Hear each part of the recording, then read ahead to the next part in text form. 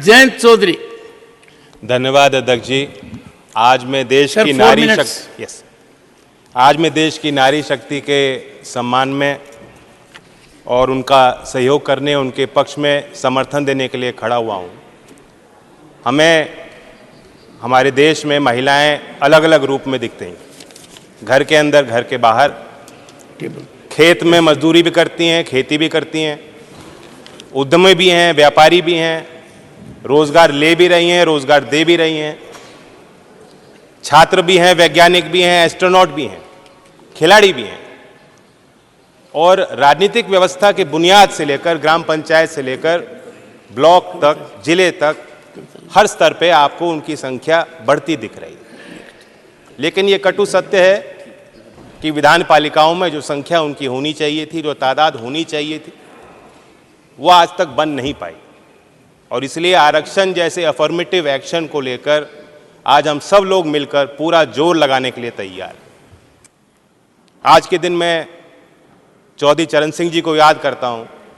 बड़ी बड़ी राजनीतिक सभाओं में वे ग्रामीण क्षेत्रों में दुर्लभ शौच की व्यवस्था पे भाषण दिया करते थे और प्रकाश डालते थे। आज जातियों में इतने संबंधों में कट्टरता बनती जा रही, वो अंतर्जातीय विवाह के पक्षधर बनकर लोगों को जोड़ने की बात करते थे। क्यों? क्योंकि वे चाहते थे कि समाज बदले।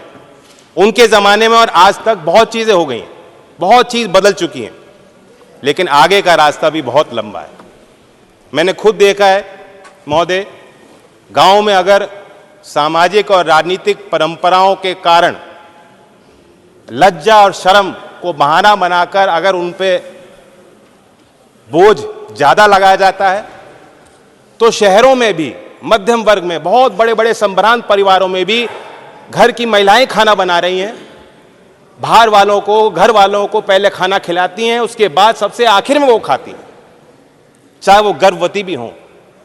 और आप समझ सकते हैं कि अगर मां आखिर में अपने पोषण का ध्यान रखेगी, उसका प्रभाव आने वाली पीढ़ी पे पड़ता है। और इसलिए गुजरात से भी ताज्जुब करने वाले आंकड़े आते हैं, बहुत निराश करने वाले आंकड़े आते हैं जब कुपोषण की हम बात करते हैं। महिलाओं के खिलाफ अपराध नहीं रुक रहे, लाख प्रयासों के बाद नहीं रुक पा रहे। यह हैवानियत क्यों है? उन्नाव हो, कठुआ हो, हाथरस हो, मणिपुर हो, महिला जो हमारी खिलाड़ियां थीं, कितना अत्याचार चुपचाप सहेंगे। अच्छा होता कि आज ट्रेजरी बेंचेस से जो आवाज निकल रही है, उस समय भी आपको उनके पक्ष में बात रखनी चाहिए।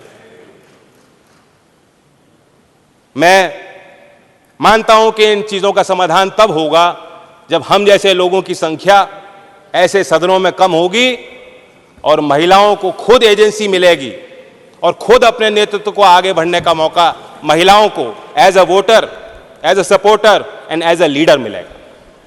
और इसलिए मैं इस बिल का समर्थन करता हूं। बिल के लिए संबंध में दो ही सवाल है मेरे।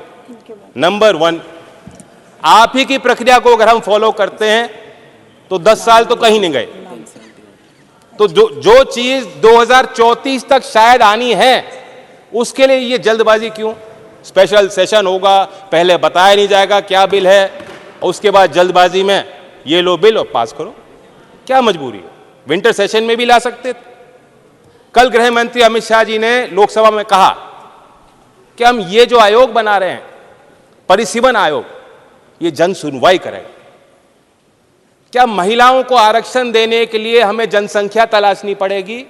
जिले जिले में जन सुनवाई करनी पड़ेगी? क्या आज भी महिलाओं को आगे आके गवाही देनी पड़ेगी कि हमें आरक्षण दो?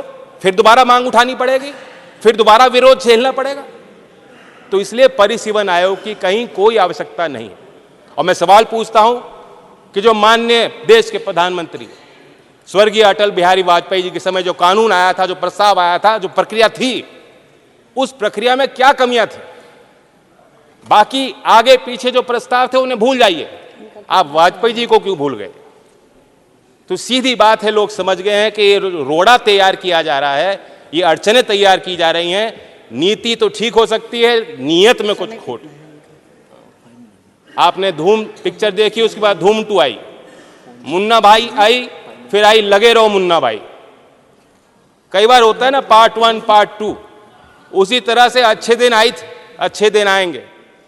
लोग समझ गए अच्छे दिन आएंगे पार्ट 2 है और कुछ है नहीं, करें आपका और कुछ नहीं। 2022 तक महोदया, 2022 तक देश के हर गरीब को छत मिल जानी थी, किसान की आय दुगनी होनी थी, 100 स्मार्ट शहर बनने थे। फिर कहा चिंता मत करो, अमृतकाल है, रुक जाओ। आज कल और परसों का हिसाब दीजिए। आज महिलाएं इंतजार क्यों करें बताइए? अगले चुनाव में आरक्षण क्यों नहीं दिया ये बताइए? ये सवाल सबके मन में है। और संत कबीर जी का एक दोहा दोहराता हूं कि आज कल काल करे सो आज कर, और आज करे सो अब, पल में प्रलय होगी बहुरे करेगा कब। धन्यवाद।